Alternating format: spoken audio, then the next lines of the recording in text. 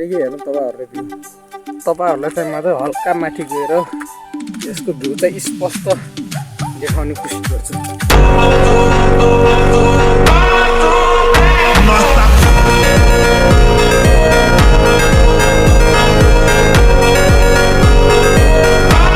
Everyone नमस्ते and good morning. अहिले सन्चै हुन्छ, म एकदम ठिकठाक छु र आज हो नेक्स्ट डे।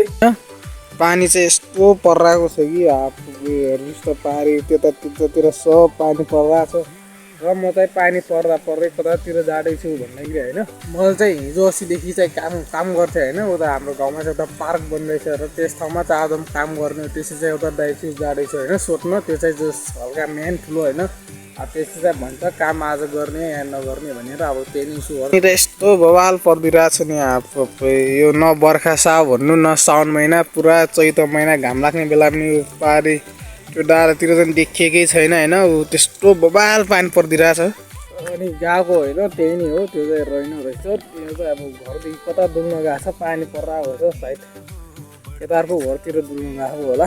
अहिले चाहिँ फिलहाल बस्दैछ बिहानको 8:15 चाहिँ फिलहाल म नास्ता गर्दैछु। यो चाहिँ होइन यो दाल अनि यो चाहिँ रोटी। त्यस्तै नै हो। अहिले चाहिँ बेक्सर सुतेर उठेको, फेरि आज 2 दिन जस्तो लागिरहेछ। कुरो चाहिँ यस्तो गरिरहेछ नि, यसलाई चाहिँ के भन्नुहुन्छ तपाईँको गाउँतिर, उतातिरको गाउँ पनि देखिरहेकै छैन।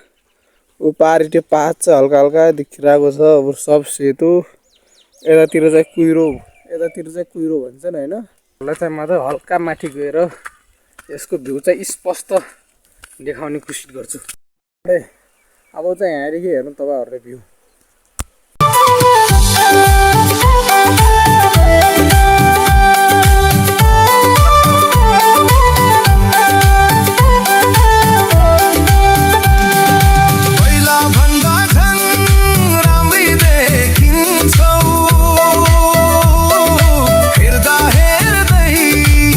सम्झिनुहोस् होइन, सम्झिनुहोस् तपाईँहरूले जस्तै कि मतलब हुन्छ नि यो जस ग्राउन्ड जस्तै पहाडको लेभल बेसिक तलदेखि लगभग म र तपाईँहरूलाई ठ्याक्कै भन्नु पर्दा म 18-19 किलोमिटर चाहिँ माथि छु होइन, माथि डाँडामा।